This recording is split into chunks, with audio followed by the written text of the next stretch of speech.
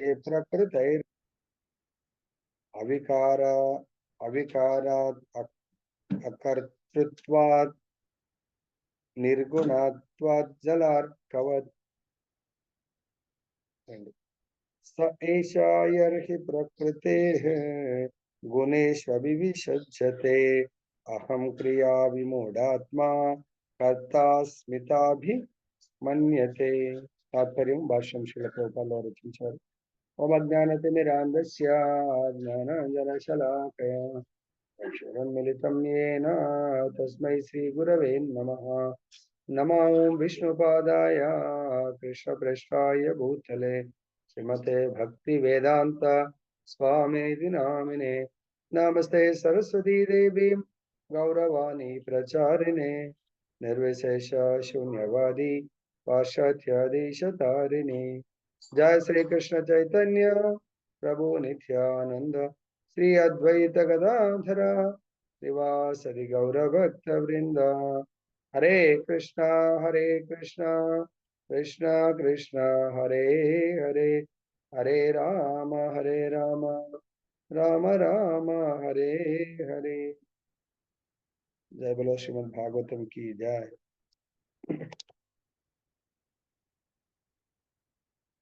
తాత్పర్యం భాష్యం శ్రీల ప్రభుపాదుల వారు రచించారు. కపిల భగవానుడు ఇంకా నేట్లో కొనసాగించారు. జీవుడు ఆ విధంగా ప్రకృతి త్రిగుణములచే ప్రభావితుడు కానప్పుడు అవికారుడును కర్తృత్వ రహితుడును అయినందున జలమునందు తన ప్రతిబింబమునకు సూర్యుడు పరుడై ఉన్నట్లుగా దేహమునందు నిలిచి ఉన్నప్పటికీ గుణ ప్రభావమునకు అతీతునిగా ఉండును. కపిల భగవానుడు ఇక్కడ తన తల్లి అయినటువంటి దేవహుతితో ఈ భౌతిక ప్రకృతి త్రిగుణములతో కూడుకుని ఉంటుంది. మనం ఆల్రెడీ నిన్న భగవద్గీతలో కూడా చర్చించాము. భాగవతంలో కూడా ఈ రెండు ప్రకృతి, పరా ప్రకృతి అపరా ప్రకృతి. సో అంటే ఆధ్యాత్మిక ప్రకృతి, తర్వాత భౌతిక ప్రకృతి. ఈ భౌతిక ప్రకృతి త్రిగుణాలతో కూడుకుని ఉంటుంది. ఆధ్యాత్మిక ప్రకృతి త్రిగుణాతీతము. త్రిగుణాలంటే సత్వ రజ తమో గుణాలతో కూడుకుని ఉంటుంది, దానికి అతీతంగా ఉంటుంది.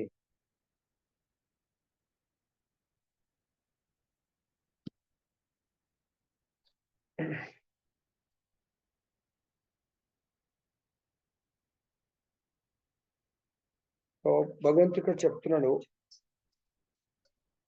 ప్రకృతి త్రిగుణములచే ప్రభావితుడు కానప్పుడు వికారుడు అవికారుడు రెండు రకాలు. వికారుడు అంటే ప్రకృతి త్రిగుణాలు సత్వ తమో రజో గుణములతో ప్రభావితుడు అయిన వాణ్ణి వికారుడు. ఈ ప్రకృతి త్రిగుణాలకు ప్రభావితుడు కాడు, లోబడి ఉండనివాడు అవికారుడు. తర్వాత కర్తృత్వ రహితుడు అంటే నేనే కర్తను అని అనుకునేవాడు వికారుడు. కర్తృత్వ, నేను కర్తను కాదు, కర్త భగవంతుడు.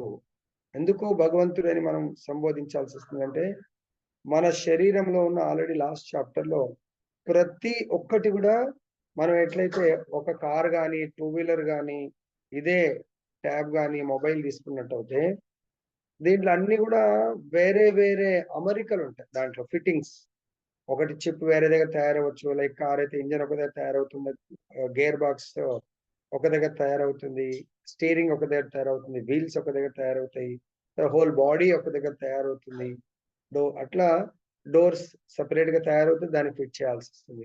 అదేవిధంగా ఇక్కడ మనకు కర్తృత్వ రహితుడు అంటే మనము అనుభవిస్తున్నటువంటి, మనం చూస్తున్నటువంటి నా చేతులు నావి కావు. నా చేతులు ఎక్కడి నుంచి వచ్చినాయి?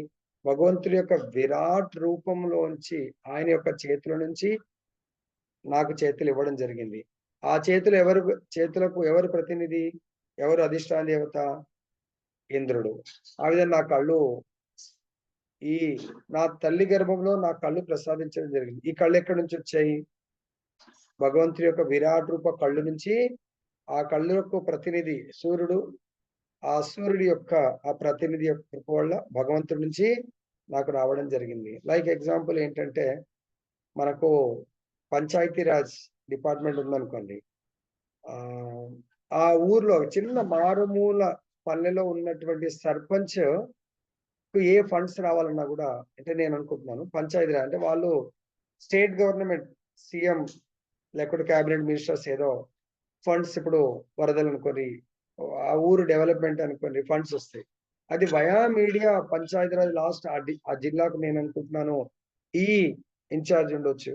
ఆయన నుంచి మళ్ళీ ఆ ఊరుకు లైక్ ప్రాపర్ ఛానల్లో లాస్ట్‌కు సర్పంచ్ వరకు ఫండ్స్ రిలీజ్ అవుతాయి. అప్పుడు సర్పంచ్ ఆ ఊరు డెవలప్మెంట్ కొరకు వర్క్స్ టెండర్స్ ఇస్తాడు. ఆయన చెక్స్ ఇస్తే దెన్ అది పేమెంట్ అవుతది. కానీ అట్లా అని సర్పంచ్ అక్కడ పే చేస్తుండా? సో, ప్రభుత్వం పే చేస్తుంది. లాస్ట్ పేమెంట్ అథారిటీ ఎవరు?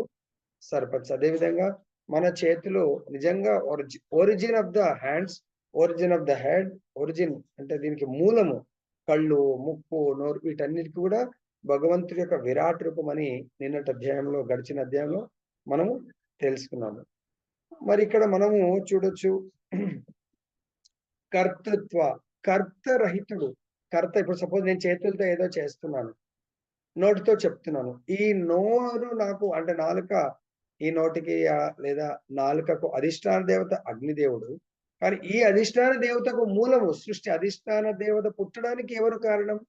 భగవంతుడు విరాట్ రూపం నుంచి ఈ ఇంద్రియము రావడము, ఆ ఇంద్రియానికి అధిష్టాన దేవత అగ్ని. మరి ఇప్పుడు నేను మాట్లాడుతున్నా అంటే ఇది నా మాటలా? జస్ట్ సింపుల్ గా ఆలోచించండి. దీనికి మూలము భగవంతుడి యొక్క ఇంద్రియం. భగవంతుడు ఈ ఇంద్రియాన్ని ప్రసాదించాడు. లైక్ ఎట్లయితే మనం ప్రతి వస్తువుని తీసుకుంటే ఆ వస్తువు యొక్క ఎక్కడి నుంచి ప్రొడక్షన్ జరిగిందంటే కంపెనీ ఏదైతే ఇండస్ట్రీలో ప్రొడ్యూస్ అయ్యి గ్యాస్ సిలిండర్ అనుకోని, వెహికల్ అనుకోని, మొబైల్ అనుకోని, ఆ మొబైల్ ఇండస్ట్రీ, గ్యాస్ ఇండస్ట్రీ అలా ఈ నోటి యొక్క ఈ హోల్ శరీరం యొక్క ఇండస్ట్రీ ఎక్కడుంది? తల్లి గర్భం కాదు. మనం అనుకోవడం తల్లి జన్మనిచ్చింది. ఆ తల్లి గర్భంలో జస్ట్ ఏమవుతుంది తెలుసా? అమరికలు అన్నట్టు. లైక్ అసెంబుల్ మొత్తం సిస్టమే ఉంటుంది. కొన్నేమో కంపెనీ రిలీజ్ చేస్తది. కొంతమంది ఇక్కడ మనం సిటీసీకి వెళ్తే వాళ్ళు అసెంబుల్డ్ కంప్యూటర్స్ కూడా మనకు తయారు చేసిస్తారు. పార్ట్స్ కొంటారు, తయారు చేస్తారు. తల్లి గర్భంలో భగవంతుడు అహం బీజ ప్రదాత బీజాన్ని పంపిస్తాడు. తర్వాత ఆ బీజానికి ఇంద్రియాలన్నీ కూడా అరేంజ్‌మెంట్ జరుగుతుంది. ఫిట్టింగ్స్ ఎక్కడి నుంచి ఏది ముందు ఏది వెనక అనేది మనకు ఆల్రెడీ చెప్పాడు భగవంతుడు.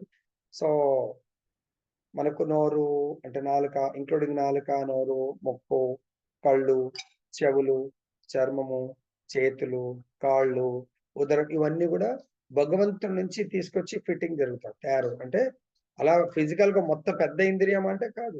అక్కడి నుంచి సాఫ్ట్‌వేర్ మనం వీ కెన్ సే సాఫ్ట్‌వేర్. ఆ సాఫ్ట్‌వేర్ ఇస్తే మన దాంట్లో లోడ్ చేస్తే యాజ్ ఇట్ ఈజ్ వర్క్ అవుతుంది. అవునా గదా! సపోజ్ మనము ఎంఎస్ ఆఫీస్ వేయాలా? లేకపోతే ఇంకేదైనా మా ఆఫీస్‌లో అయితే పిఎల్ఎస్‌క్యూఎల్ డిఫరెంట్ ఒక ఆఫీస్‌కి డిఫరెంట్ సాఫ్ట్‌వేర్ అవసరం ఉంటుంది. సో, ఆ సాఫ్ట్‌వేర్‌ని మనం వేయంగానే సో, మనం ఏముంటది ఇన్‌స్టాల్ చేయంగానే దాన్ని వాడుకోవడానికి, వర్క్ చేయడానికి రెడీగా ఉంటారు. సో, కాబట్టి తల్లి గర్భంలో ఈ సాఫ్ట్‌వేర్ ఈ యొక్క దేహం యొక్క సాఫ్ట్‌వేర్ అంతా కూడా భగవంతుడి కృప వల్ల డెవలప్‌మెంట్ జరుగుతుంది. మరి అట్లాంటప్పుడు ఈ మొత్తం ఈ దేహం యొక్క సాఫ్ట్‌వేర్ ఎవరిదండి? భగవంతుడిది. కాబట్టి దయచేసి కర్తృత్వ రహిత ఈ విషయాన్ని తెలుసుకున్నవాడు ఎప్పుడు కూడా ప్రభుజీ మీరు ఎంత మంచి ప్రభుజీ సారీ ప్రభుజీ. ఇది భగవంతుడు ప్రభుజీ మీరే చేశారు కదా! అంటే నేననేది ఎక్కడ ప్రభుజీ? దేహంలో మీ చేతులు ఎంత పవర్‌ఫుల్ అండి ప్రభుజీ. మస్తు పెద్దవా ఫస్ట్ మీ యొక్క తెలివే ప్రభుజీ ఈ తెలివి నాది కాదు. బుద్ధి భగవంతుడిది ప్రభుజీ. ఇచ్చింది. ప్రభుజీ మీ కాళ్ళు ఎంత ఫటాఫట్ రన్నింగ్ చేసుకుంటూ పని చేస్తారు. కాదు ప్రభుజీ. ఈ యొక్క చలనం కాళ్ళ యొక్క మెయిన్ డ్యూటీ చలనం. చలనానికి అధిష్టాన దేవత విష్ణువు ప్రభుజీ. విష్ణువు యొక్క కృప ఉంటే నేను నడుస్తున్నాను ప్రభుజీ. నాదేం గొప్ప గోల్డ్ మెడల్ రన్నింగ్‌లో. వాళ్ళకి తెలియదు పాపం. అరే! నువ్వు ఎంత ఫాస్టెస్ట్ అన్నారు. సారీ ఈ రన్నింగ్ అంటే చలనము, రన్నింగ్ భగవత్ కృప ప్రభుజీ. భగవంతుడిదే. ఈ గోల్డ్ మెడల్ భగవంతుడికే. ఈ విధంగా మనం అరే! ఎంత అద్భుతమైన సాంగ్ వాడిండ్రు. ఇది భగవంతుడి అధిష్టాన దేవత.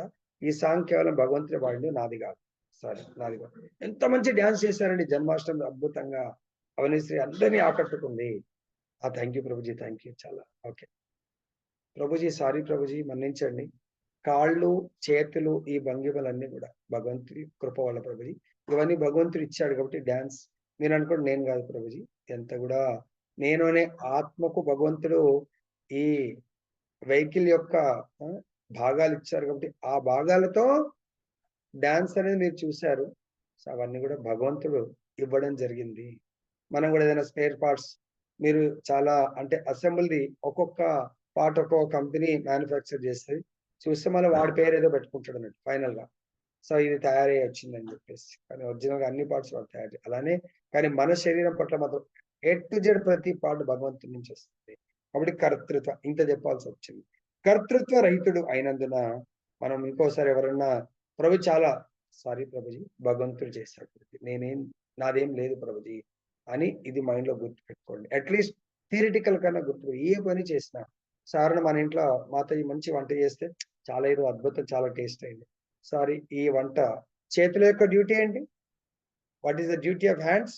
పట్టుకోవడము, వదిలిపెట్టడము. అది పట్టుకొని వండుతూ ఉంటారు, కలుపుతూ ఉంటారు. కళ్ళు చూసాయి కాబట్టి ఏది ఎంత వేయాలా చేయాలా. ఇదంతా కూడా భగవంతుడి యొక్క కృప ప్రభు, నాది ఏమీ లేదు. నెక్స్ట్ జలమునందు తన ప్రతిబింబమునకు సూర్యుడు పరుడై ఉన్నట్లుగా దేహమునందు నిలిచి ఉన్నప్పటికీ గుణ ప్రభావమునకు అతీతునిగా ఉండును. చాలా అద్భుతం.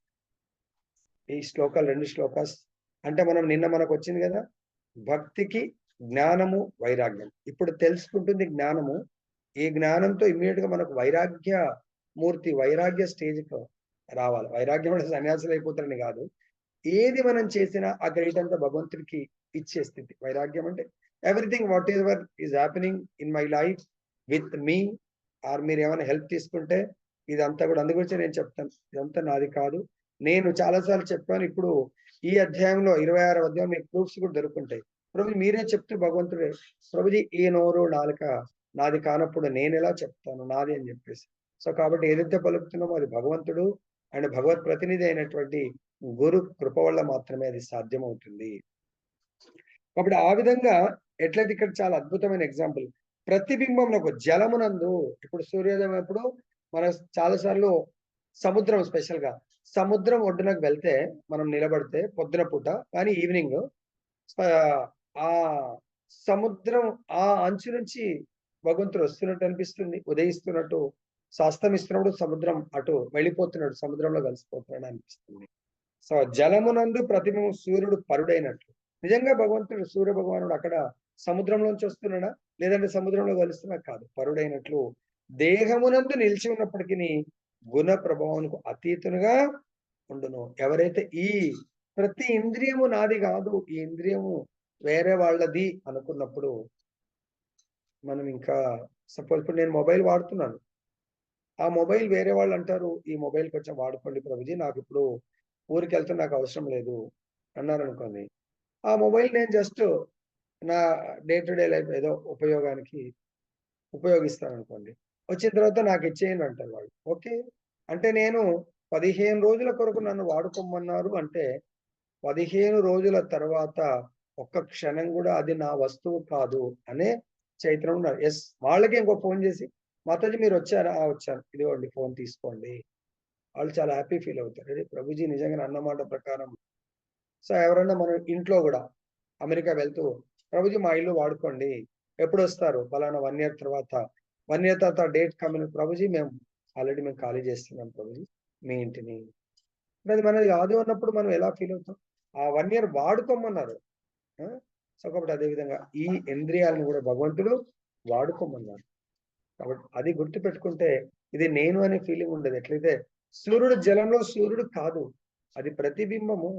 అదేవిధంగా అలా ఎవరైతే నడుచుకుంటారో వాళ్ళు గుణాతీత స్థితికి, గుణాలకు గుణ ప్రభావములకు అతీతంగా ఉంటారు వాళ్ళు. ఇప్పటికైనా అర్థం చేసుకోండి. ఇప్పుడు కూడా ఈ మాయ నుంచి బయట ఇప్పుడు నేను మా పిల్లల్ని అరే వీళ్ళు నా పిల్లలు, ఆయనకు నేను ఏమి ఇచ్చినాను? నాకు కనబడుతున్నటువంటి నితాయినిమై అనే ఆత్మలు భగవంతుడి అంశములు. సో సపోజ్ నేను అనుకుంటున్నాను నేనే కన్నాను మా మిస్సెస్ గా అన్నది అంటే అరే దాంట్లో ప్రోగ్రామ్ అంతా సాఫ్ట్వేర్, అది కూడా లైసెన్స్డ్ సాఫ్ట్వేర్. మన లైసెన్స్ మన ఆఫీస్ లో కూడా ఒక 1 year కొరకు లైసెన్స్ కొనుక్కుంటే అయిపోయిన తర్వాత మళ్ళీ సపోజ్ 10 సిస్టమ్స్ కొరకు లైసెన్స్ పర్చేజ్ చేస్తాం, ఒక దాంట్లో వేస్తాం. అదే వాడు పాస్వర్డ్ ఇస్తాడు, మెయిల్ ఐడి ఇస్తాడు. సో లైక్ ఎగ్జాంపుల్ ఏంటంటే ఎంఎస్ ఆఫీస్ కానీ ఇంకేదన్నా సాఫ్ట్వేర్ అప్లికేషన్స్ ఏమన్నా లైసెన్స్ ఉంటుంది, ఆ కోడ్ అది కూడా 10 సిస్టమ్స్ వరకే పని చేస్తారు. మీరు దేంట్లోనే వేసుకోండి ఆ 10 సిస్టమ్. ఇంట్లో వేస్తారా, ఆఫీస్‌లో వేస్తారా, it is up to you. But అది వాడు 10 తర్వాత మీరు ఎంత టైప్ చేసినా పని చేయదు. ఇది కూడా ఈ సాఫ్ట్‌వేర్ కూడా పలానా పీరియడ్ వరకు 1 ఇయర్ తర్వాత మళ్ళీ మీరు వేయలేదు. అరే! మేము వాడుకోలేదండి. మీ దగ్గర లైసెన్స్ కొన్నాము. సో, ఒకటే దాంట్లో ఏసాం 9 వాడలేదంటే మీ ఇష్టం సార్. 1 ఇయర్ వరకు మీరు 10 ఫుల్‌గా వాడుకోవచ్చు. కాబట్టి జస్ట్ అర్థం చేసుకోండి. ఈ దేహం కూడా భగవంతుడు మనకు పలానా పర్టిక్యులర్ టైమ్ వారంటీ లాగా. నాకు సపోజ్ ఇప్పుడు ఐయామ్ 53, 60 నా రిటైర్మెంట్ 60 ఆఫీస్‌లో ఈ దేహంతో కూడా 60 అనుకుందాం.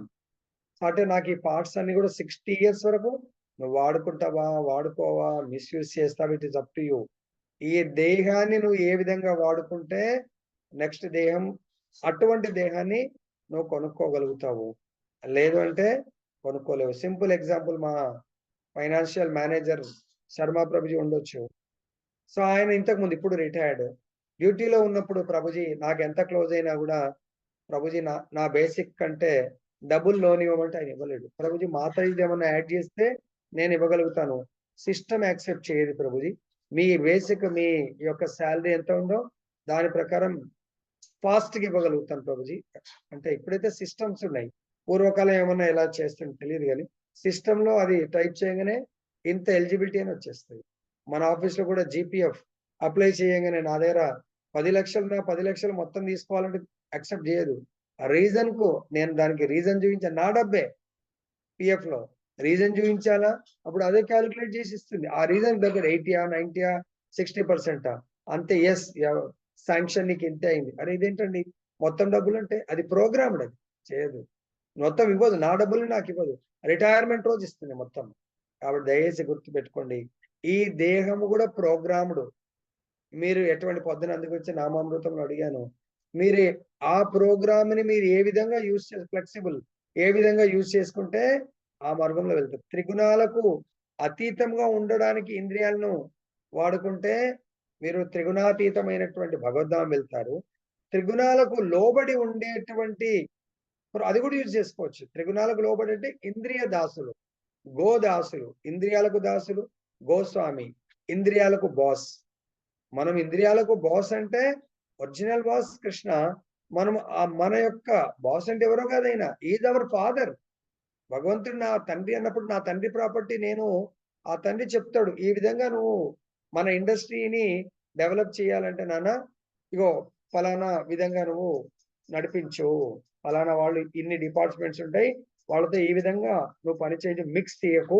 దాంట్లో ఎవరు దేంట్లో ఎక్స్‌పర్టో దాంట్లోనే వాళ్ళు పని తీసుకో. లైక్ ఎగ్జాంపుల్ కాళ్ళు ఎక్స్‌పర్ట్ చలనము. చేతులు ఎక్స్‌పర్ట్ సో పట్టుకోవటము, విడవటము లేకపోతే ఇంకేదైనా పని చేయడం. లేదు నేను అలా చేయను. నేను చేతులతో నడుస్తాను. కాళ్ళతో నేను వేరే పని చేస్తా అంటే అది భగవంతుడు చేయగలుగుతాడు.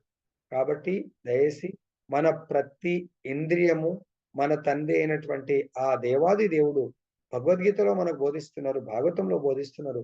ప్రతి ఇంద్రియం అనే డిపార్ట్‌మెంట్‌ని దానికొక పర్పస్ ఉంది. దాని కొరకు మాత్రమే ఉపయోగించండి. ఇప్పుడు నోరుంది ఆఫరింగ్ చేసినప్పుడు నేను కళ్ళతోని మంత్రాలు చదువుతాను. చదువుతారా? లేదు చేత్తోని మాత్రమే నేను చదువుతారా? చదవలేరు. చేత్తో గంట వాయించాలా నైవేద్యం అప్పుడు? నోటితో భగవంతుడి యొక్క మంత్రాలను ప్రొనౌన్స్ చేయాలా? దేని కొరకు? ఈ నోరుందే భగవంతుడి యొక్క నామ, రూప, గుణ, లీలల వర్ణనకుంది. నెక్స్ట్‌ది భగవంతుడి నైవేద్యం సమర్పించడానికుంది. మళ్ళీ భగవద్ నైవేద్యం తీసుకోవడానికుంది. అలా ప్రతి ఇంద్రియము భగవంతుడు దేని కొరకు మనకిచ్చారో దాని కొరకే ఉపయోగించండి. లైక్ ఎగ్జాంపుల్ తీసుకుంటే మనకు కిరోసిన్ ఉంది. కిరోసిన్ దేని కొరకు ముఖ్యంగా పూర్వకాలంలో వంటకు ఉపయోగించేవాళ్ళు. కానీ అదే కిరోసిన్‌ని బండి నడపడానికి ఉపయోగిస్తా అంటే ఆ ఇంజిన్ పాడైపోతుంది. సో, కాబట్టి ఏ వస్తువుని దేనికి ఉపయోగించాలనో దానికి మాత్రం ఉపయోగించండి. మనము అలాంటి ఉపయోగం వల్ల మనం చాలా ఆనందంగా ఉండగలుగుతాము. నెక్స్ట్ కేవలం భక్తి యోగమును ఆరంభించడం ద్వారా మనుజుడు భగవద్ విజ్ఞానమును ఎరుగుటకు కావలసిన వైరాగ్యమును, జ్ఞానమును బడయునని కపిల భగవానుడు గడిచిన అధ్యాయాన నిర్ధారించను. అదే సిద్ధాంతం ఇచ్చట ధృవపరపబడింది. త్రిగుణముల నుండి విడివడిన వాడు జలమందు ప్రతిబింబించిన సూర్యుని వలె ఉండును. సూర్యుడు జలమందు ప్రతిబింబించినప్పుడు జలం యొక్క చలనము గాని, చల్లదనం గాని, అనిశ్చలత గాని సూర్యుని ప్రభావితం చేయజాలవు. అదేవిధంగా మనుజుడు భక్తి యోగ కర్మల యందే పూర్ణంగా లగ్నమైనప్పుడు జలమునందు ప్రతిబింబించిన సూర్యుని వలె అగును. వాసుదేవ భగవతి భక్తి యోగ ప్రయోజిత భాగవతం 1.2.7. భక్తుడైన వాడు భౌతిక జగమునందున్నట్లు గోచరించినను నిజమునకు ఆధ్యాత్మిక జగమునందే ఉండును. సూర్యుని ప్రతిబింబము జలమునందున్నట్లు గోచరించినను సూర్యుడు మాత్రము నీటి నుండి కోటాను కోట్ల మైళ్ళ దూరంలో ఉన్నట్లు భక్తి యోగమునందు నెలకొనిన వాడు నిర్గుణుడై ఉండును. చాలా అద్భుతమైనటువంటి ఎగ్జాంపుల్, డీటెయిల్ ఎక్స్ప్లెనేషన్ ఉంది. ఇప్పుడు పొద్దున పూట మనకైతే సిటీలో ఉన్న వాళ్ళకు నా నదులు కనబడవు, సముద్రం కనబడదు, లేకుంటే చెరువులు కనబడవు. పల్లెటూరులో తెలుస్తుంది. చెరువు గట్టుకు వెళ్తే సూర్యుడు యొక్క ప్రతిబింబం దాంట్లో కనబడతా ఉంటది. సపోజ్ ఆ చెరువులో గట్టి గాలి వస్తే చెరువులో నీళ్లు కదులుతా ఉన్నాయి అనుకోండి. ఆ చెరువులో నీళ్లు కదిలినప్పుడు సూర్యుడు ప్రతిబింబం కూడా కదులుతున్నట్టు అనిపిస్తూ ఉంటుంది. కానీ అంత మాత్రం నిజంగా సూర్యుడు కదులుతూ ఉంటాడా? తర్వాత సముద్రం దగ్గర ఉన్నట్టయితే సముద్రం అలలలో కూడా సూర్యుడు ఇట్లా కదులుతున్నట్టు కనిపించవచ్చు. కానీ నిజంగా సూర్యుడు కదులుతున్నాడా? ఈ అలలలో ప్రతిబింబం కదులుతుందే తప్ప ఆ సూర్యుడికి ఎటువంటి ఎఫెక్ట్ ఉండదు, సూర్యుడికి ఎటువంటి సంబంధం లేదు. అదే విధంగా మనకి ఇక్కడ చెప్తున్నారు, సూర్యుడి ప్రతిబింబం ఎట్లనో మనం ఇక్కడ జీవిస్తా ఉన్నా కూడా మనం ఎటువంటి గుణాలకు ప్రభావితం కాకుండా నీళ్లు కదులుతున్నా, తర్వాత ఇంకా సూర్యుడి యొక్క వేడి తాపం వల్ల ఆ నీళ్ళు ఏమైనా ప్రభావితం అవుతాయేమో కానీ నీళ్ళ వల్ల సూర్యుడు ప్రభావితుడు. ఎందుకంటే అది సూర్య బింబము, నిజమైన సూర్యుడు లేడక్కడ. అదేవిధంగా మనము కూడా ఈ దేహమనే జలంలో మనమనే ఆత్మ ప్రభావితం కాకూడదు. ఆత్మ వల్ల దేహము ప్రభావితం కావాలి. దేహంలో ప్రతి ఇంద్రియము ప్రభావితం కావాలి. కానీ ఈ దేహము అనే జలంలో అలలంటే మనము ద్వంద్వాలకు దగ్గరగా ఉంటాం. మంచి చెడు, సుఖ దుఃఖాలు, లాభ నష్టాలు, లేకుంటే వీరు ఒకరు నా వారు, వీళ్ళు పరాయి వాళ్ళు, తర్వాత ఇంకెన్నో రకాలుగా ఈర్ష్య ద్వేషాలు, ఎన్నో రకాలుగా ద్వంద్వాలను మనం డౌన్లోడ్ చేసుకుంటూ ఉంటాం. సో వాటి వల్ల మన ఆత్మ సూర్యుడు ఎలా అయితే ప్రభావం, అవి కారణం ఏంటి? ఈ ప్రకృతిలో ఉన్నటువంటి గుణ ప్రభావం. సపోజ్ ఒకరు తామసిక గుణంలో మనతో మాట్లాడుతున్నారు అనుకోండి, వాళ్ళ తామసి గుణం నన్ను ప్రభావితం చేయదు. లైక్ ఎగ్జాంపుల్, మేము మా ఇంట్లో నలుగురం ఉన్నాం. నలుగురిట్లో పిల్లలు పడుకున్నారు అనుకోండి, రాత్రి లేట్ అయిందంటారు, ఏదో పొద్దున్న లేవలేరు. వాళ్ళ శబ్దం వినట్లేదని మేము లేవలేదని వాళ్ళు పడుకుంటే మంగళారతిలో లేవకపోవడం బ్రహ్మముహూర్తంలో తామసి గుణం. Okay, no problem. తర్వాత ఇది వాళ్ళ యొక్క తామసి గుణం నా మీద ప్రభావితం కాకూడదు. నా యొక్క శుద్ధ సత్వం, ఆ సత్వగుణం వాళ్ళ మీద ప్రభావితం కావాలి. నేను 106 6 పొద్దున లేవాల్సిందే. భగవంతుడి యొక్క ఆర్తి ఆ 4:45కు శంఖ ఊదాల్సిందే, గంట. అప్పుడు వాళ్ళు నిద్ర ఆల్రెడీ మేల్కొని వస్తుంది. అప్పుడు రియలైజ్ అవుతాం, మనం కొంచెం ముందు లేస్తే బాగుండేది, మనం ఎందుకు లేవలేకపోయామని రియలైజేషన్ వస్తే, ఆ రియలైజేషన్ ఆత్మ పరిశీలన అనేది సత్వగుణము. కాబట్టి ఈ గుణాలు ఎట్లయితే జలములో సూర్యుడి ప్రతిబింబం ఉంటుంది, కానీ ఆ జలం యొక్క పరివర్తన, జలంలో వచ్చే మార్పులు నిజమైన సూర్యుడిని ప్రభావితం చేయనట్టుగా మనకు ఈ కాలము ఎట్టి పరిస్థితులు, ప్రభుజీ పరిస్థితులు బాలేవు, ఏ పరిస్థితులు కూడా నన్ను అనే ఆత్మను ప్రభావితం చేయకూడదు, కానీ చేస్తాయి. ఎట్లా అంటే, సపోజ్ మన ఇంట్లో ఏదైనా గొడవ అవుతుంది అనుకోండి, ఆ గొడవకు కారణము తమో రజో గుణం ఉండొచ్చు. నా లోపల కూడా తమో రజో గుణం ఉంటేనేమో తమో గుణంకు సంబంధించిన సిగ్నల్స్ నా లోపల ఉన్న తమో గుణం తీసుకుంటుంది, నా లోపల ఉన్న రజోగుణంకు సంబంధించినటువంటి మెకానిజం ఆ రజోగుణ మాటల్ని తీసుకుంటుంది. ఎప్పుడైతే తీసుకున్నామో నా లోపల ఉన్న తమో అలానే రెస్పాండ్ అవుతుంది, నా లోపల ఉన్న రజో అలానే రెస్పాండ్ అవుతుంది. కానీ ఆ వాతావరణంలో మన లోపల కూడా చాలా శ్రద్ధగా చాలా ఇంపార్టెంట్. మెకానిజం మారుతా ఉంటుందండి, అప్ అండ్ డౌన్స్. అంటే సమ్ టైమ్స్ మన లోపల 3 గుణాలు ఉన్నాయి కాబట్టి సమ్ టైమ్స్ తమో గుణము లీడింగ్ చేస్తుంది. ఎట్లయితే చతుర్ కుమారులు సనత్ సనక సనత్ సనందన సనత్ కుమారులు సనకాది వాళ్ళు నలుగురి సత్సంగం చేసుకుంటారంట. వాళ్ళకి వేరేతో అవసరం లేదు. ఒకరు వ్యాసపీఠం మీద కూర్చుంటారు, ముగ్గురు కింద కూర్చుంటారు. సో వ్యాసపీఠం మీద కూర్చున్న వాళ్ళు భగవంతుని గ్లోరిఫై చేస్తూ ఉంటారు. వాళ్ళు అలసిపోతే ఇంకొకరు పైకి వస్తారు, మిగతా ముగ్గురు వింటా ఉంటారు. వాళ్ళకు ఎవరన్నా కోరుకొని వస్తే ఓకే. నారదుడు చెప్పిన విధంగా నారదుడు రిక్వెస్ట్ మీదకి వెళ్ళి హరిద్వార్లో గంగా తటంన వాళ్ళ పెద్ద భాగవత్ సప్తా నిర్వహిస్తారు. ఎందుకు? భక్తిదేవి కొరకు. భక్తిదేవి పుత్రులైనటువంటి జ్ఞాన వైరాగ్యులు ఇద్దరు అన్కాన్షియస్ స్టేజ్కి వెళ్ళిపోతారు. ఆమె ఏడుస్తా ఉన్నది, అయ్యో నా కొడుకులు చావు బతుకుల్లో ఉన్నారు, ఎవరైనా కాపాడాలని. అప్పుడు నారదుడు వచ్చినప్పుడు నారదుడిని వేడుకుంటారు, హే ప్రభు నారద మునీంద్ర వారు, మీరే వీళ్ళని రక్షించండి, కాపాడండి. ఏమైందమ్మా అంటే, నా పుత్రుడు. మీరు ఎవరు ఏం కథ అంటే, నేను భక్తిదేవి, వీళ్ళు నా యొక్క వీళ్ళు ఎవరు మరి వీళ్ళిద్దరు ఇలా పడిపోయి ఉన్నారు నీ మీద అంటే, వీళ్ళిద్దరు నా కుమారులు. ఏంటమ్మా ఏమో ఇట్లా ఉన్నావు, నీ కుమారులు చాలా ముసలైపోయినట్టు చాలా ఇలా ఉన్నారంటే, అవునంటే ఆయన అనుకున్నాడు నారదముని. సో చాలా మంది ఎన్నో పేర్లు పెట్టుకుంటారు కదా, భక్తిదేవి, తులసీదేవి, లేకుంటే రమాదేవి, లేకుంటే యమునాదేవి, అట్లా అలా అనుకున్నాడంట. ఎవరమ్మంటే లేదు అలా పేరు కాదు, నేను స్వయం భక్తిదేవిని. అరే అదేంటమ్మా, భక్తిదేవి ఎక్కడ ఉంటే అక్కడ భగవంతుడు ఉంటారంటున్నారు, అటువంటిది నువ్వే విలపిస్తున్నావేంది? నిన్ను ఆశ్రయించిన వాళ్ళు భగవద్ధామం వెళ్తారు, వాళ్ళు నిత్యము ఆనందంగా ఉంటారంటారు, అటువంటిది నువ్వే ఇలా ఉన్నావేంటి? అదే కదా ప్రభుజీ, నేను ద్రవిడ దేశంలో పుట్టి తర్వాత కర్ణాటకలో పెరిగి సో ఉత్తర దేశంకి వచ్చి ఓల్డ్ ఏజ్ అయిపోయి బృందావనంకి వచ్చి రావడం వల్ల నేను యుక్త వయసు వచ్చాను. కానీ నా పిల్లలు మాత్రం అన్కాన్షియస్ లో ఉన్నారు. ఎందుకు అన్కాన్షియస్ లో ఉన్నారు? వాళ్ళని కాన్షియస్ నేను చేస్తానమ్మా, నువ్వేం టెన్షన్ పడుకున్నాడు నారదుడు. సరే, ఏ విధంగా అన్కాన్షియస్ పర్సన్ కాన్షియస్ కి రావాలంటే కేవలము చైతన్య మహాప్రభు కూడా మనకు బోధించారు. చైతన్య మహాప్రభు కూడా first time Puri Jagannath temple దర్శనం చేసుకుని ఆ జగన్నాథుని చూడగానే అన్కాన్షియస్, దాదాపు 99% ఇంకా కాన్షియస్ లేదు, జస్ట్ 1% కాన్షియస్. అది కూడా చాలా ఎక్స్పర్ట్స్ మాత్రమే గాలి ఆడుతుందా లేదా అని గుర్తుపట్టగలుగుతారు, లేదంటే డెడ్ అని డిక్లేర్ చేస్తారు అక్కడ ఉన్న వాళ్ళందరూ.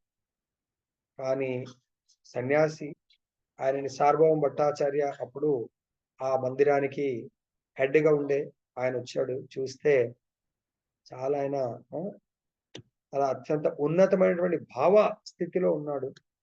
సో ఆయన చనిపోలేదు అని చెప్పేసి డిక్లేర్ చేసి, చనిపోలేదు, చాలా ఉన్నతమైన స్థితిలో ఉన్నాడని చెప్పేసి. వేరే వాళ్ళందరూ కొంతమంది సన్యాసులు యాక్టింగ్ కూడా చేస్తారు, అట్లా చేస్తున్నాం అనుకుంటారు, కాదు అని చెప్పేసి వాళ్ళ ఇంటికి తీసుకెళ్ళినప్పుడు ఎంత ప్రయత్నం చేసినా లేవట్లేదు. ఎలాగైతే విరాట రూప ఆ భగవంతుడు, ఈవెన్ బ్రహ్మ వెళ్ళాడు, శివ వెళ్ళాడు, ఇంద్రుడు లోపలికి వెళ్ళి లేపితే వాయుదేవుడు, సో అష్టదిక్పాలకులు ఎవరు వెళ్ళినా లేవలేదు. ఎవరు ఎంటర్ అవుతే లేచాడు విరాట్ పురుషుడు, భగవంతుడి యొక్క స్వయం క్షేత్రజ్ఞుడు. క్షేత్రజ్ఞుడు ఎవరు? పరమాత్మ. మళ్ళీ ఆ విరాట్ పురుషుడి లోపల ఎంటర్ అయినప్పుడు భగవంతుడు లేచి నిలబడ్డాడంట. చైతన్య మహాప్రభు ఎలా కాన్షియస్ వచ్చాడు?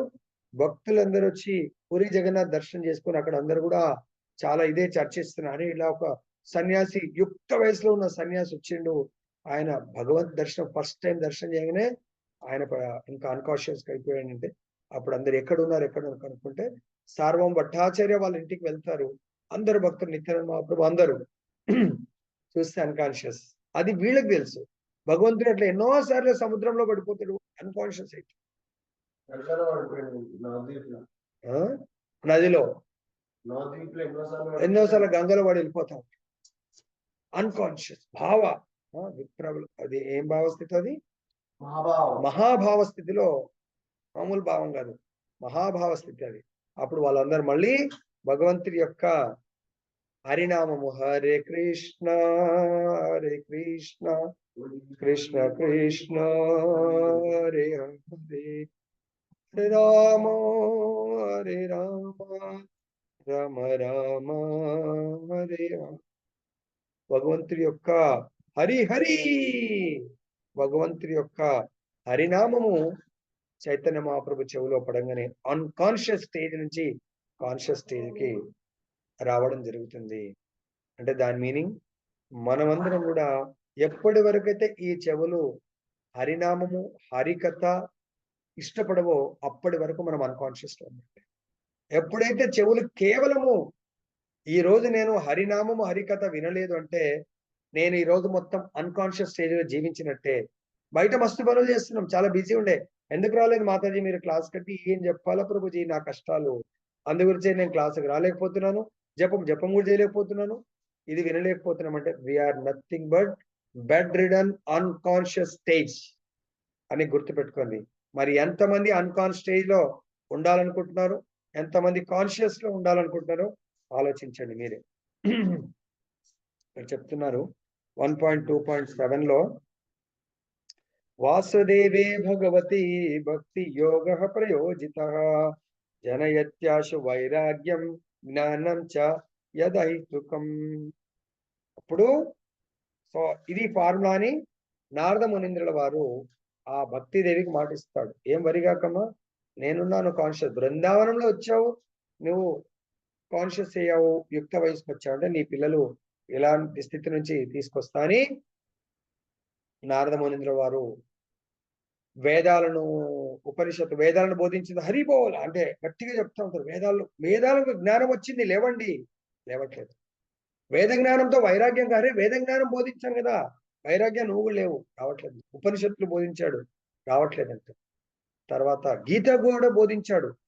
అర్జునుడు దాదాపుగా తన యొక్క కర్తవ్యం నుండి అన్కాన్షియస్, నేను కర్తవ్యం చేయలేను, నేను ఇంకా మొత్తం ఊగిపోతున్నాను, నేను వణికిపోతున్నా అనే స్టేజ్ నుంచి భగవంతుడి గీత బోధించగానే లేచి నిలబడ్డాడు కర్తవ్యానికి రెడీగా. కానీ వీళ్ళిద్దరు లేవట్లేదండి. అప్పుడు నారదుడు కూడా అర్థం కాలేదు వీళ్ళని, ఇంకా ట్రీట్మెంట్ నా వల్ల కాదు అని.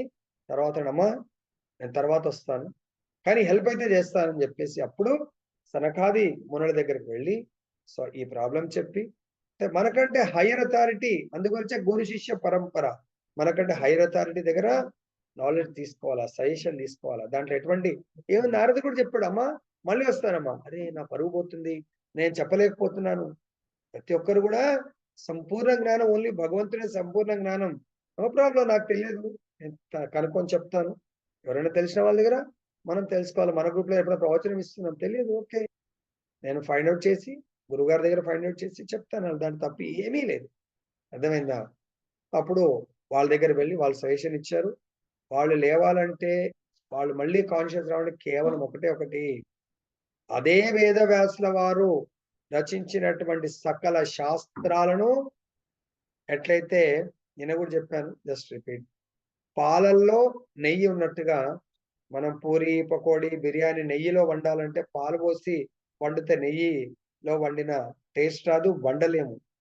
కాబట్టి అదే వేదవ్యాసుల వారు పాలను ఎలా అయితే పెరుగుగా వేడి చేసి పెరుగు తోడేసి తర్వాత వెన్న తయారు చేసి చిలికితే వెన్న వెళ్తుంది, దాని తర్వాత దాన్ని వేడి చేస్తే నెయ్యి వచ్చినట్టుగా వేదవ్యాసుల వారు మళ్ళీ తన గురువు ఆదేశానుసారం సకల శాస్త్రాలను తన యొక్క మనసులో అంటే మైండ్ లో మళ్ళీ స్టోర్ చేసి వాటిని వేడి చేసి పెరుగుగా మార్చి దాన్ని నెయ్యిగా మార్చి జస్ట్ డైరెక్ట్ తీసుకునే స్థితికి భాగవతాన్ని ఇచ్చారు.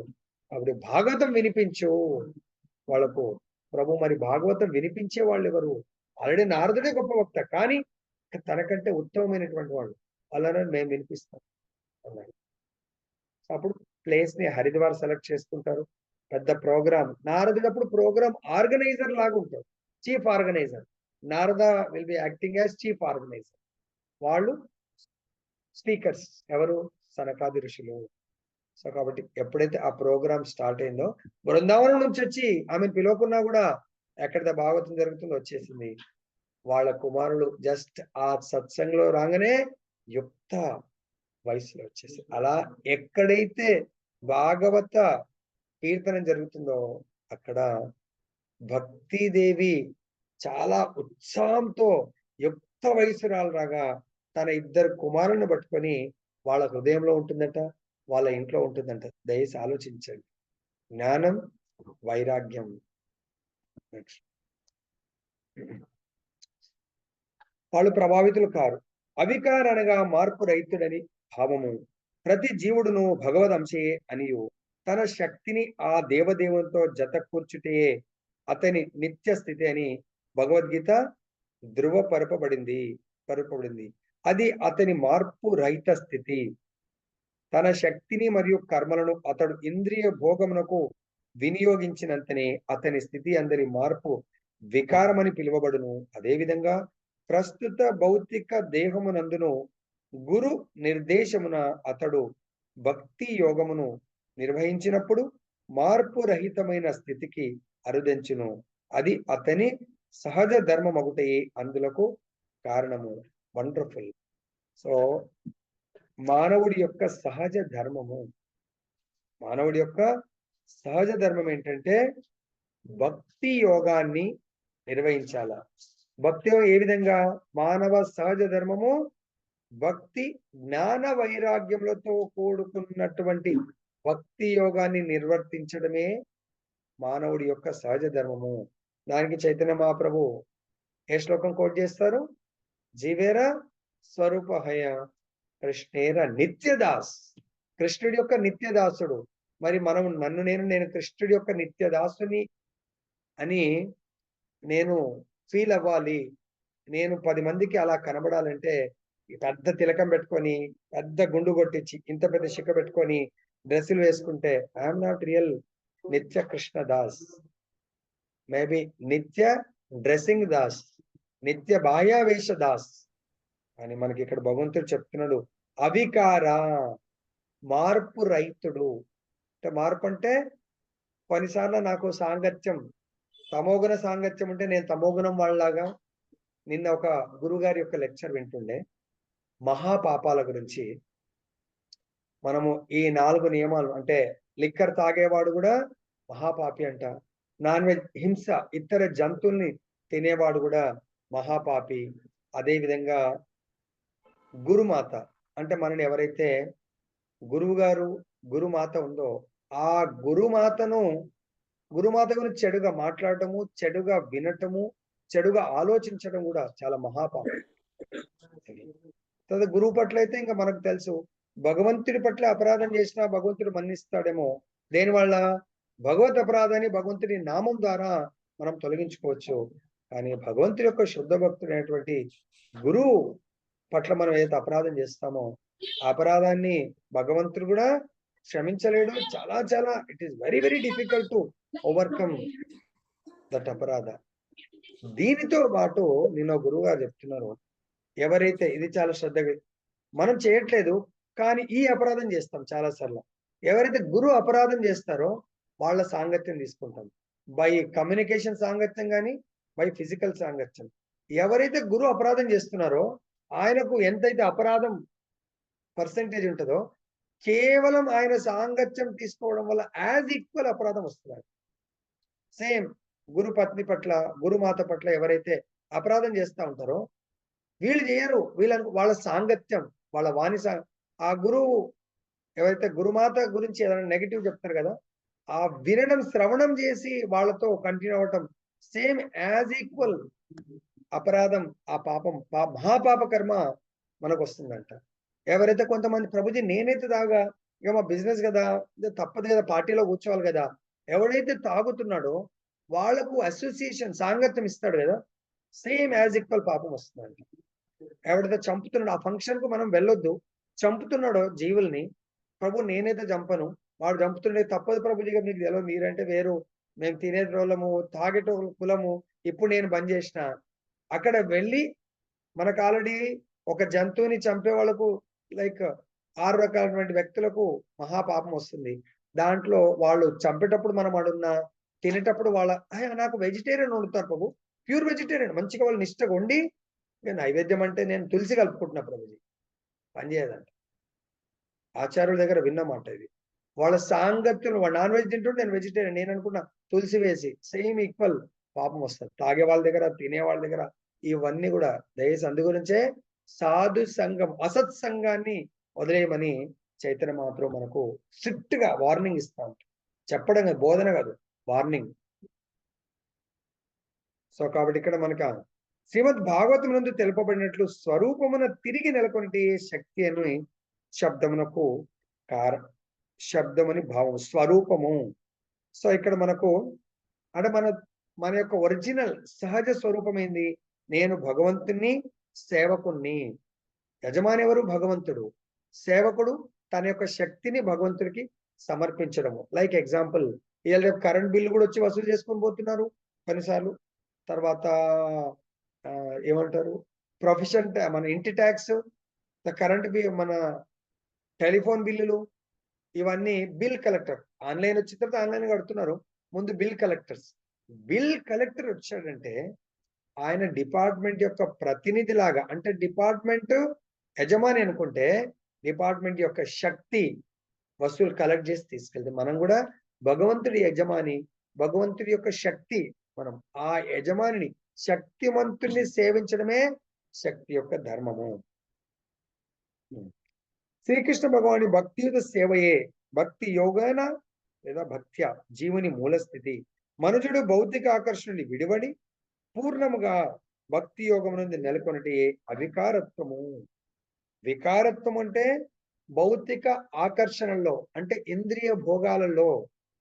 ఇప్పుడు మీరు అందరూ భాగవతం వింటున్నారు, అదే వికారత్వం అంటే చాలా మంది టీవీ చూస్తూ ఉంటారు, టీవీ న్యూస్ చూస్తుంటారు, టైం లేదంటారు కానీ టీవీలో అక్కడ కూర్చుంటారు, పేపర్ చదువుతూ ఉంటారు. కళ్ళు వికారత్వం, పేపర్, భౌతిక విషయాలు తెలుసుకోవాలండి, భౌతిక విషయాలు వినాలండి. సో ఇది వికారత్వం. భౌతిక విషయ వాంఛల్లో మనము నిండా మునగడము, అంటే దాంట్లో ఆసక్తి కనబరచడము వికారత్వము. భౌతిక ఆకర్షణ నుండి విడవడము అవికారత్వము. పూర్ణంగా భక్తి యోగం నందు నెలకొంటే అవికారత్వము. సంపూర్ణంగా మనము భక్తి యోగం అంటే ప్రతి ఇంద్రియాన్ని చెక్ చేసుకోండి. నా కళ్ళు కేవలం భగవంతుడికి సంబంధించిన దాన్ని మాత్రమే చూడాలా, నా చెవులు కేవలం భగవంతుడికి సంబంధించింది, భగవద్భక్తులకు అది కూడా నన్ను నేను ఉద్ధరించుకునేది, ముంచేది కాదు. అపరాధాల్లో ఇరుక్కుపోయేటువంటిది వినకండి, చూడకండి. అటువంటి యొక్క దుస్సాంగత్యాన్ని విడనాడండి. అదే అవికారత్వము. అకర్తృత్వాత్ అనగా ఇంద్రియ భోగమునకై ఏదీను చేయకుండుట అని భావము. చాలా అద్భుతం ఒక్కొక్క పదం. ఇంద్రియ భోగాల కొరకు ఏమీ చెయ్యకండి. మరి ఎట్లా ప్రభుజీ ఇంద్రియ భోగాలకు? ప్రతిదీ ఇప్పుడు మనం పడుకుంటున్నామండి, 24 గంటలో భగవంతుడు భగవద్గీతలో 6వ అధ్యాయం చెప్తున్నారు, 6 గంటలు నిద్ర కేటాయించండి, 18 గంటలే మనల్ని పనిచేయమంటుండు భగవంతుడు. అంటే భగవంతుడి కొరకు ఈ 6 గంటల రెస్ట్ భగవంతుడు 18 అవర్స్ చాలా సాలిడ్ మీకు ఎనర్గైజ్ మనం చేస్తానంటున్నాడు. కానీ 6 గంటలు ఎప్పుడు పడుకోవాలనేది ఇంపార్టెంట్. చాలా మంది నేను మన సాధన దాంట్లో చూస్తున్నాను, 11, 11:30, 12 గంటలకు పడుకుంటున్నారు. వాళ్ళు ఎందుకు పడుకుంటున్నారో తెలియదు. ఒకరోజు టైం మేనేజ్మెంట్ క్లాస్ తీసుకుంటాను, మీ అందరికి చూడండి ఎప్పుడు పడుకోవాలో ఎప్పుడు లేవాలి. ఆచార్యులు చెప్తారు 10 తర్వాత మన యొక్క బిజినెస్ ఉండకూడదు. ఏదైనా స్పెషల్ పర్పస్ ఉంటే ఓకే, మన బిజినెస్ ఉండకు. మా ఆయన లేట్ వస్తానండి, అడగండి, రిక్వెస్ట్ చేయండి. ఎవరో పడుకొని బెల్ కొడితే అప్పుడు లేవండి. అట్లీస్ట్ ఒక 1 అవర్ అన్న సాలిడ్ నిద్ర. మీ ప్రభుజీ రోజు 11:30కు వస్తాడు, బెల్ పెట్టుకోండి, లేకపోతే అలారం పెట్టుకోండి, సంథింగ్. కానీ రోజు అక్కడ పడుకుంటే పొద్దున్న లేవలేరు, పొద్దున్న లేవడానికి ప్రయత్నం చేస్తే హెల్త్ పాడవుతుంది. సో ఈ విధంగా మీరు ప్లాన్ చేసుకోండి ఈ మెకానిజంని. ఈ దేహం అనే మెకానిజం మన ఇంద్రియ తృప్తి కొరకు పని చేయడానికి భగవంతుడు ఇది ఇవ్వలేదు. అకర్తృత్వాత్ ఇంద్రియ భోగమునకై, కర్తృత్వాత్ ఇంద్రియ భోగానికి చేసేది, అకర్తృత్వాత్ ఇంద్రియ భోగము కొరకు పని చేయకుండానటువంటి భావం అంటున్నాడు. మనుషుడు దేనినైనా తన బాధ్యతపై నిర్వహించినప్పుడు కర్తృత్వ భావము ఏర్పడును. తత్కారణమున కర్మ ఫలము కలగగలదు, కానీ అతడు ప్రతి కార్యమును కృష్ణుని కొరకే నిర్వహించినప్పుడు కర్మలపై కర్తృత్వ భావమును కలగదు. అవికారత్వము ద్వారాను మరియు అకర్తృత్వము ద్వారాను మనుజుడు శీఘ్రమే దివ్య స్థితి అందు నెలకొనగలడు. సూర్యుని ప్రతిబింబము జలం చే ప్రభావితం కానట్లుగా అట్టి స్థితి అందు అతడు త్రిగుణములచే అంటబడకుండాను. చాలా ఎగ్జాంపుల్స్ ఉన్నాయండి. దాన్ని మీరు మీ యొక్క దినచర్యలకు, ప్రతి ఒక్కరు మొబైల్ వాడతారండి. మొబైల్ వాడతారు, వాట్సాప్ చూస్తారు, ఫేస్బుక్ చూస్తారు, మెయిల్స్ చూస్తారు. మన కొరకు, మన భౌతిక ఆనందం కొరకు, లేకుంటే డిపార్ట్మెంట్ లో పనులు చేయడానికి ఎన్నో గ్రూపులు ఉంటాయి. ఆ గ్రూపులలో మెసేజ్లు పెడతారు. అరే కొద్ది సమయము ఇక్కడ అకర్తృత్వాలు, మనం కొద్ది సమయం భగవత్ సేవ, నా దగ్గర ఉన్న ఫెసిలిటీ, నాకు మెయిల్స్ ఉన్నాయి, నాకు వాట్సాప్ ఉంది, నాకు దీన్ని నేను ఏ విధంగా భగవత్ సేవకు ఉపయోగించగలను? సో దీన్ని ఏ విధంగా ఉపయోగించగలుగుతారు? గ్రూప్ లీడర్లు ఆల్రెడీ మన యొక్క ఈ గీతా యజ్ఞము, భాగవత యజ్ఞం కొరకు మనకు 26 గ్రూపులు ఉన్నాయండి. దాదాపు ప్రతి ఒక్కరు 26 గ్రూపులు ఇంటూ నలుగురన్నా కూడా మనకు మోర్ దాన్ 100 మెంబర్స్ ఫ్యామిలీస్ ఉన్నారు. మరి ప్రతి ఒక్కరు మొబైల్ చూడకుండా ఉండట్లేదు. కానీ అంతమంది 16 మాలలు చేస్తున్నారు చేయట్లేదు. ఎందుకు నేను చేయలేకపో, అంతమంది మంగళారతి చేస్తున్నారు చేయట్లేదు. ఎందుకు నేను, మీరే క్వశ్చన్ మార్క్ పెట్టుకోండి. ఈ ఇంద్రియాలు నేను భగవత్ సేవ కొరకు ఎందుకు చేయలేకపోతున్నాను? నిద్రలేండి పోండి. ఎందుకు నేను భగవత్ సేవ కొరకు నేను పొద్దున బ్రహ్మమును ఇవ్వలేకపోతున్నాను? ఎందుకు నాకు ఇచ్చినటువంటి ఫెసిలిటీని 26 గ్రూపులు ఇంటూ మనము అదే మన ఏమంటారు వాట్సాప్ ని కానీ మన మొబైల్ని కమ్యూనికేషన్, చాలా ఫోన్లు, నాకు ఒక మెసేజ్ పెట్టండి ఎవరన్నా, ఒక రోజు మొత్తం ఒక సింగిల్ కాల్ మాట్లాడమని వాళ్ళకు సన్మానం చేయడం జరుగుతుంది. ప్రభుజీ ఒక్క మెసేజ్ కూడా నేను చూడలేదు, నేను పంపలేదు, ఒక్కరు కూడా ఉండరండి. ఎవరైనా ఉంటే చెప్పండి, నాకు మెసేజ్ పెట్టండి గ్రూప్ లో. ప్రభు ఈరోజు మొత్తం మౌన వ్రతం, మొబైల్ వ్రతం, మొబైల్ ని టచ్ చేయకుండా నేను 24 అవర్స్ జీవించగలిగాను. శ్వాస పీల్చకుండా ఒక 1 మినిట్ యోగా ద్వారా మనం ఇది చేస్తామని అన్ని. సో మొబైల్ చూడకుండా మనం జీవించలేకపోతున్నాం. ఓకే, కానీ భగవత్ సేవకు ఆ మొబైల్ని ఉపయోగించండి. ఎంత చెప్పినా ఉపయోగించలేకపోతున్నాం. ఏమని ఉపయోగించాలా ప్రభుజీ? సింపుల్. నేను వెంకటేష్ ప్రభుజీ భగవద్గీత గురించి మనకు మంచి అద్భుతమైనటువంటి, నిన్న టైటిల్ ఏముండే భగవద్గీతది? What was yesterday's title? నిన్న టైటిల్ ఏంది?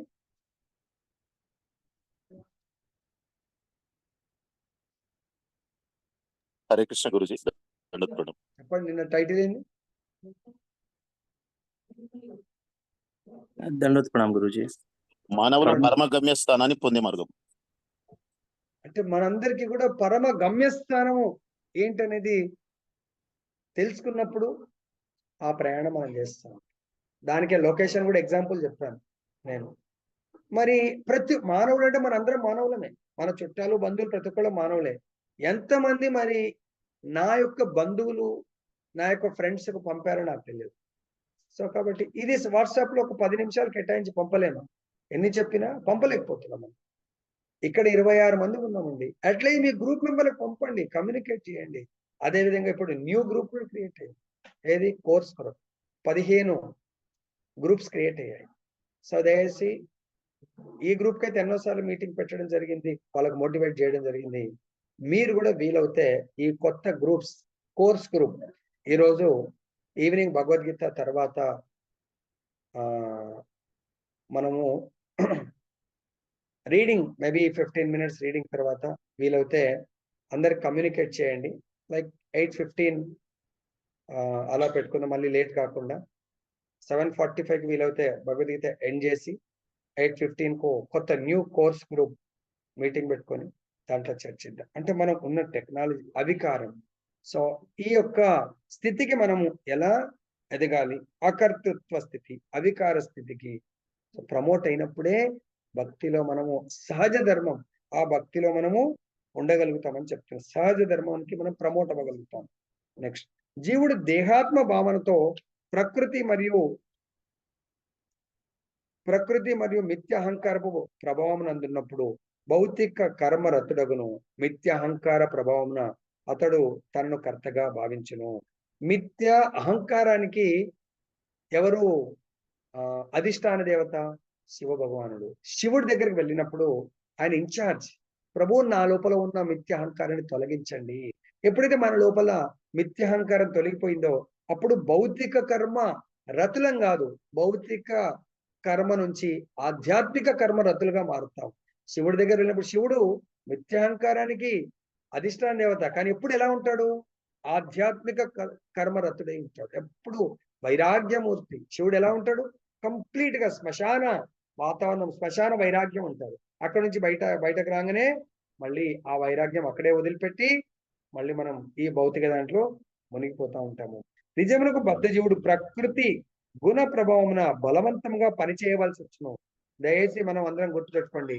మనం ఏదైతే ఈ భౌతిక భోగాలు, దేహాత్మ బుద్ధి, దేహాన్ని సుఖపెట్టడము, మన పిల్లల్ని, భార్యని ఇవన్నీ కూడా బలవంతంగా చేస్తున్నామంట. న్యాచురల్ కాదు. మన న్యాచురల్ స్థితి, మనమనే ఆత్మ యొక్క సహజ స్థితి భగవంతుడితో నిత్యం ఉండటము, భగవంతుని సేవించటము, భగవద్భక్తుల్ని అది మన సహజ స్థితి. కానీ మన ఆర్టిఫిషియల్ స్థితి ఈ భౌతిక దేహాలు. అంటే ప్రభుజీ మరి మన పిల్లల్ని వీళ్ళని సేవించొద్దా? వాళ్ళకు కూడా ఎడ్యుకేట్ చేయండి. మనందరం దేహాలం కాదు, మనందరం భగవద్ బిడ్డలము. మనందరము భగవంతుని సేవిస్తూ ఆ సేవ ద్వారా మనందరము బంధాన్ని పెంచుకోవాలి. లైక్ పూర్వకాలము నేను చిన్నప్పుడు చూస్తుండే, పెద్ద మా ఊర్లో అంటే సిటీ నిజామాబాద్, చింత చెట్లు అవి పెద్దవి ఉండేవి. సమ్మర్ లో ఏదో ఇక టైం పాస్ కొరకు అప్పుడు ఒకటే పంట ఉండేది, 2 పంటలు లేవు. సమ్మర్ అంతా కొంతమంది వచ్చి ఈ భాగవత్ కథలు చెప్పేవాళ్ళు, హరిదాసులు వచ్చేవాళ్ళు. కొన్నిసార్లు ఈ గేమ్ ఒకటి క్రీడ ఉండేది. పైన చెట్టు కట్టి ఒక 10-15 మంది దాన్ని దాన్ని ఏమంటారు జడలాగా వాళ్ళు డాన్స్ చేస్తూ వేసేవాళ్ళు. అది చాలా కష్టం. అది మళ్ళీ ఇప్పేవాళ్ళు. చాలా అద్భుతంగా ఉండేది ఆ గేమ్. అందరూ నృత్యం చేస్తూ అల్లేవాళ్ళు. మళ్ళీ అదే విధంగా ఎట్లా ఉందో అట్లా పిడకోలాట మొత్తం పెట్టండి. ఓపెన్ చేసడము జరిగేది అన్నట్టు. సో ఎందుకు చెప్తున్నంటే, మనము మనం ఎలా అల్లారో మనం కూడా ఆ పైన ఏదైతే మెయిన్ ఉందో అది కృష్ణ. మన ఇంట్లో ఫ్యామిలీ మెంబర్స్ అందరము కర్మ చేయాల. ఆధ్యాత్మిక కర్మ చేస్తూ మనం భగవంతుడికి అందరము భగవంతుడి కనెక్టివిటీతో గట్టిగా ముడైపోవాలా. అప్పుడు మనని ఎవ్వడు విడగొట్టలేడు ఈ ప్రపంచంలో. విడిపోయే స్థితి వచ్చినప్పుడు కేవలం భగవద్ధామం మాత్రం వెళ్తాం తప్ప మళ్ళీ ఇంకా భౌతిక కర్మలో ముడి పడడం అనేది అవకాశమే లేదు. నిజమునకు బద్ధజీవుడు ప్రకృతి గుణ ప్రభావం బలవంతంగా పనిచేయవలసి వస్తుంది. అతనికి స్వతంత్రం ఉండదు. భగవాన్ నిర్దేశమునందున్నప్పుడు అతడు ముక్తుడై ఉండును. కానీ ఇంద్రియ తృప్తి భావనలో ఇంద్రియ భోగ కర్మల యందు నెలకొన్నప్పుడు నిజంగా ప్రకృతి ప్రభావమునకు వచ్చును. ఈ విషయమే భగవద్గీత యందు 3.27 ప్రకృతే క్రియ మాన అని మనకి ఇక్కడ భగవద్గీత 3.27 లో చెప్పడం జరిగింది. మన పైన బలవంతంగా ఎలాగైతే కొంతమంది ఇవాళ రేపు మనం చూస్తా ఉన్న మూర్ఖులు, దుర్మార్గులు, దుష్టులు కొంతమంది పిల్లల్ని ఎత్తుకొని పోతారు, చిన్నపిల్లల్ని. సో చాలా మంది వాళ్ళతో ఆ ముఠాలు వాళ్ళతో పేదవాళ్ళతో భిక్షం అడిగిపించి వాడు నిజంగా యజమాని ఎక్కడో కూర్చుంటాడు. అదే విధంగా ఈ మన ఇంద్రియాలతో బలవంతంగా ఈ భౌతిక ప్రకృతిలో మనం పనిచేయవలసి వస్తుంది. మనం అనుకునే స్వేచ్ఛా జీవితం లేకుండా ఇదేంది ప్రభు భక్తిలో ఉంటే this is not real freedom of life. ఇది మనం స్వేచ్ఛా జీవితం కాదు. మీరు ఒకసారి ఆలోచిస్తే భగవంతుని యొక్క లోకంలో ఎంత స్వేచ్ఛ ఉంటుందంటే మీరు ఇమాజిన్ కూడా చేయలేదు. ఆనందానికే క్షణకాలం ఆనందము జీవితానికి సరిపోతుంది. అంత ఆనందమైన జీవితం ఉంటుంది. 3.27 లో చెప్తున్నారు, ప్రకృతే క్రియమానాని గుణై కర్మాని సర్వశ అహంకార విమూఢాత్మ కర్త అహమితి మన్యతే. మిథ్య అహంకారం ప్రభావం వలన, మిథ్య అహంకారం అంటే ఆకారం, నేను ఈ దేహం అనేదే అహంకారము. మిథ్య అంటే వీళ్ళు నా వాళ్ళు, నా వైఫ్ అనే దేహము నా భార్య అని భావించడం. ఆ భార్య అనే పదవి భగవంతుడు ఇచ్చాడు, నాకు భర్త అనే పదవిని ఇచ్చాడు. కానీ మేమిద్దరం కూడా నిజంగా ఇక్కడికి వచ్చింది, మేమిద్దరం ఆత్మలము భగవంతుడి యొక్క సేవని చేయడానికి వచ్చాము. రోల్ మాకు దేహాలను ఇచ్చాడు కాబట్టి ఒక దేహమేమో భార్యగా యాక్ట్ చేస్తుంది, ఇంకో దేహం భర్తగా యాక్ట్ చేస్తుంది. మీరందరూ కూడా మనందరం భగవద్ బంధువులముగా మనం యాక్ట్ చేయాలి తప్ప ఇక్కడ రిలేషన్ అన్ని కూడా ఎక్కువ తక్కువ. ఓకే, సీనియర్ భక్తుడు బట్ భక్తుడే, అక్కడ సేవకుడు లాగానే గ్రహించండి. మా అబ్బాయిలు they are not my children. ఎట్లా చూసిన ఆత్మ మమై వంశో జీవలోకే జీవభూత సనాతన. సో భగవంతుడి అంశములు వాళ్ళు. తర్వాత దేహం కూడా భగవంతుడు ఇచ్చిందే, కానీ మాకు రుణానుబంధం ప్రకారము కొడుకుల్లాగా వాళ్ళని చూసుకొని వాత్సల్యం అంటే భగవంతుని వాత్సల్య ప్రేమ ఎలా ఉంటుందో భగవంతుడి వాత్సల్య ప్రేమ ఇక్కడ వాళ్ళని భగవద్భక్తులుగా తయారు చేసి ఆ భగవంతుని ఎలా అయితే యశోదమ్మ సేవించిందో ఆ భగవత్ ప్రసాదంతో భగవంతుడి యొక్క కీర్తనలతో యశోదమ్మ కూడా ఎప్పుడు నిత్యం భగవంతుడి యొక్క గుణగణాలను కీర్తిస్తూ ఉండేదంట. వాళ్ళని కూడా భగవద్ భక్తిమయము చేయాలి. అప్పుడు వాళ్ళకు మనకు నిజమైనటువంటి బంధం, భగవంతుడు చాలా ఆనందంగా మా యొక్క బంధాన్ని ఉంచుతాడంట.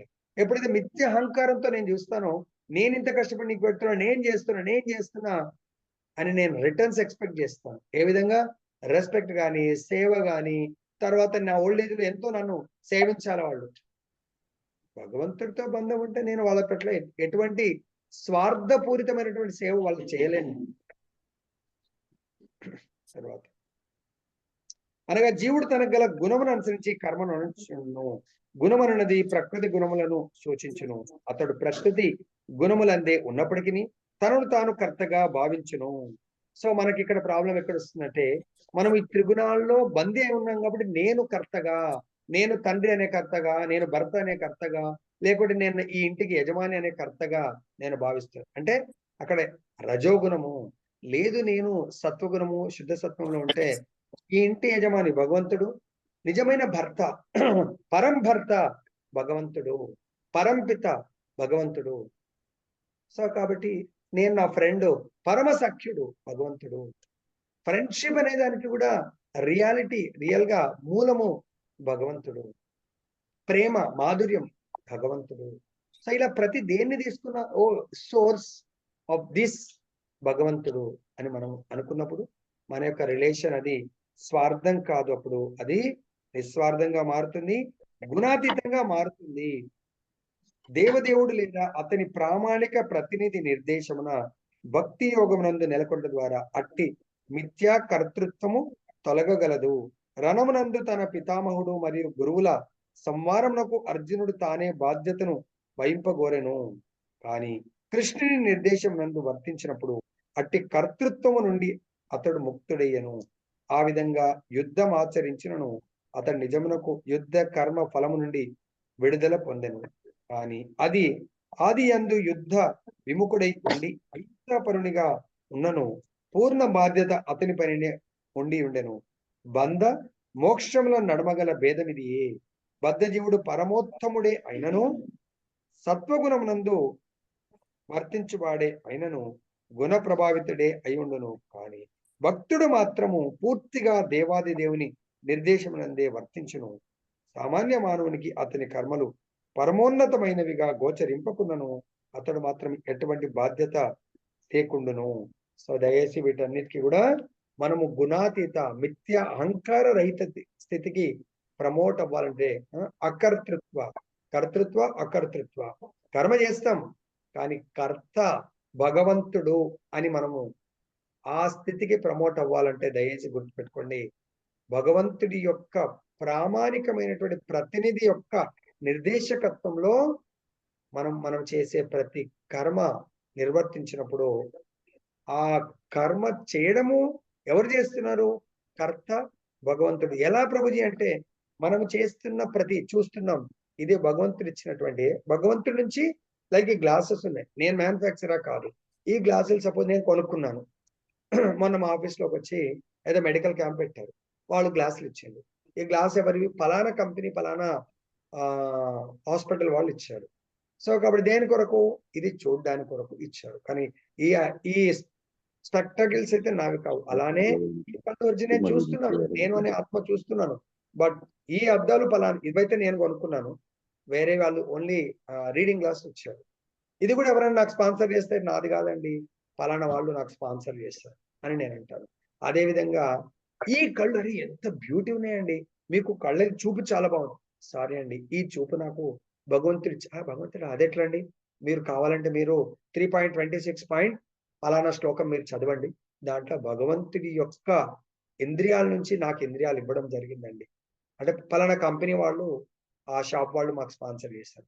ఈ చేతులు, అరే మీ చేతులు ఆర్ట్ చాలా ఉందండి, ఏం డ్రాయింగ్? సారీ అండి ఈ చేతులు నావి. మీవి ఇదేంటండి మీదిగా అంటున్నారు? అవునండి ఈ నావి కావండి. ఎవరి మరి? ఈ చేతులు భగవంతుడి అండి, భగవంతుడు విరాట్ రూప భగవంతుడు శాంక్షన్ చేస్తా ఉన్నారు.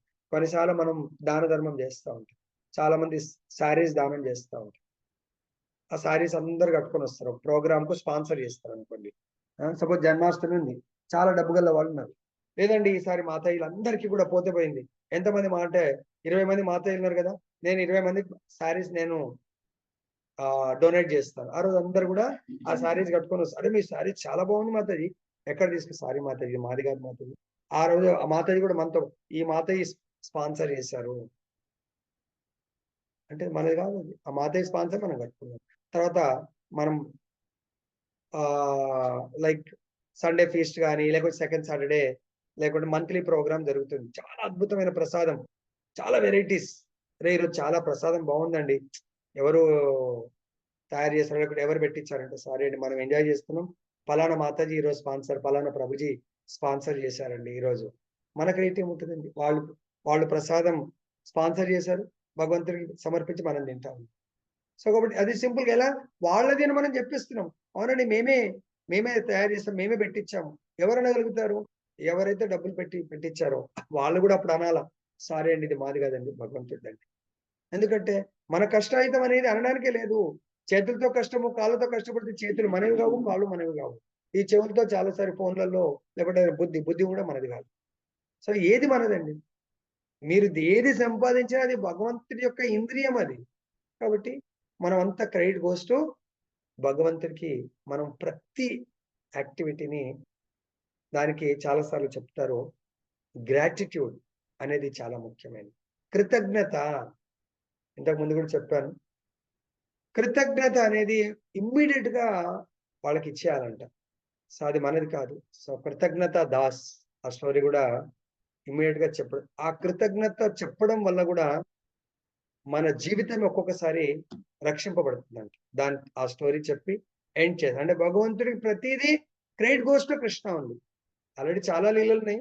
సో, ఈ లీల కృతజ్ఞత ఎలా ఉంటుందనేది ఒక ఊర్లో ప్రతి పనికి ఆయన కృతజ్ఞత చెప్తా ఉంటాడు. థాంక్స్ అని. ప్రతి వస్తువు గాని, వా ఎవ్వరికైనా జంతువులు గాని ఎవ్వరికైనా కూడా కృతజ్ఞత చెప్తా ఉంటాడు. అయితే ఆ ఊర్లో ఒకసారి పూర్వకాలం చాలా పూర్వకాలం ఈ కార్లు ఇవన్నీ లేనప్పుడు ఎడ్ల బండి మీద ఫంక్షన్‌లకి వెళ్తుండే. వేరే ఊరికి వెళ్ళాలంటే ఈ ఊర్లో మన క్లోజ్ ఉన్నోళ్ళందరికీ మీరొక బండి కట్టండి, మీరో బండి కట్టండి మీరంటే వేరే వాళ్ళకి చెప్పాడు 4 బండ్లు, 5 బండ్లు, 10 బండ్లు. ఎవరి ఫంక్షన్‌కు ఎక్కువ బండ్లొస్తే వాళ్ళు కొంచెం చాలా దాన్నేమంటారు ఎక్కువ మంది బంధువులు, చుట్టాలు ఇన్‌ఫ్లుయెన్స్‌డ్ పర్సన్ అన్నట్టు. మేము గూడా ఊర్లో ఏదైనా పండగ చేస్తే మా ఏరియాలో ఉన్నోళ్ళు ప్రతి ఇంటికొక బండిలాగా అందరూ కట్టేవాళ్ళు. ఓ 10, 15, 20, 30 బండ్లు కూడా ఎళ్ళేవన్నమాట. అంటే 30x2 60 ఎడ్లు అక్కడ ఇంత పెద్ద లైన్ ఉండేది అక్కడ. సరే వీళ్ళు గూడా వేరే ఊరికి పెళ్ళికెళ్ళిండ్రు. పెళ్ళికి వెళ్ళిండ్రు. ఇంకా అంతా చాలా అక్కడ అరేంజ్‌మెంట్స్ పెళ్లి పందిరి, బ్రాహ్మణులు, వంటలు, డెకరేషన్ చాలా అద్భుతంగా అయినాయంట. అన్నిటిని ఎంజాయ్ చేసి వచ్చినప్పుడు నడవండి, నడవండి చాలా మేఘావృతమైంది వెళ్ళిపోదామని చెప్పి అందరూ బండ్లు కట్టుకొని వెళ్తా ఉంటే, ఈ అప్పుడు లాస్ట్‌కిగా ఈయన పేరే కృతజ్ఞత దాస్ పేరు.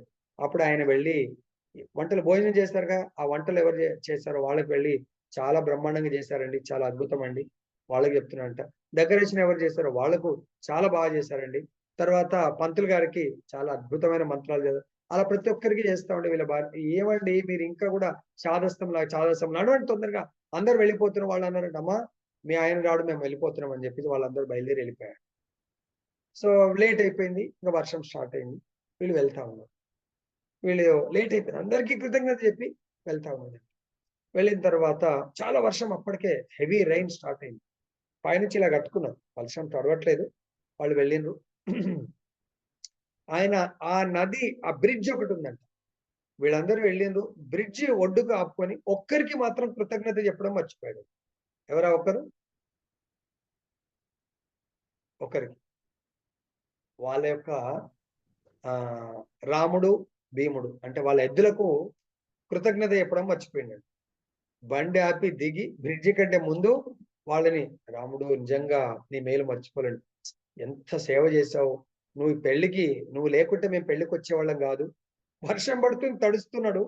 కానీ ఆయన వాళ్ళ భార్య ఏమండి మరీ మీరు మీ చాదస్తం ఓవర్ అయిపోతుంది మీది.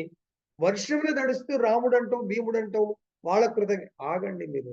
వీళ్ళు లేకపోతే వచ్చేవాళ్ళమా. ఎంత అద్భుతమైన సేవ చేశారు. నిజంగా మనల్ని మోస్తున్నారు వాళ్ళు అని ఆ ఇద్దరిని పొగుడుతా ఉంటే ఈ లోపల పెద్ద శబ్దం వచ్చిందండి.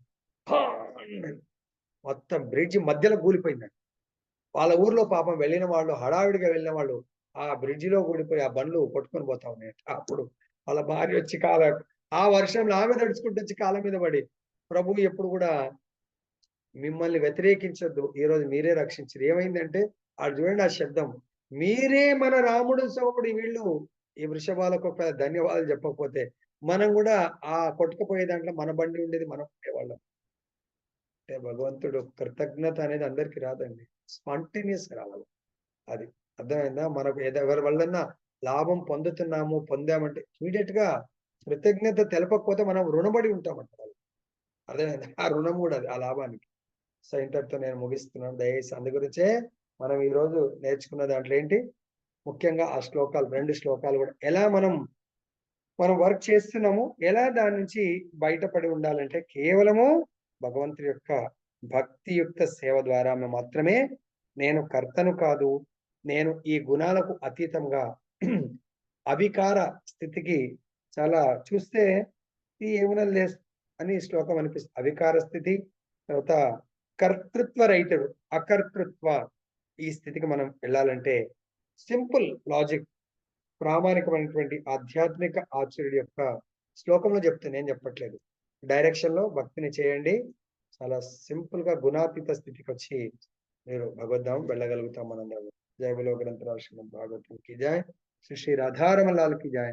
जगन्नाथ बलदेव सुभद्रा महारानी की जय। गौर निताय भगवान की जय। जगत गुरु श्रील प्रभुपाद की जय। श्री श्रीपाद गुरु महाराज की जय।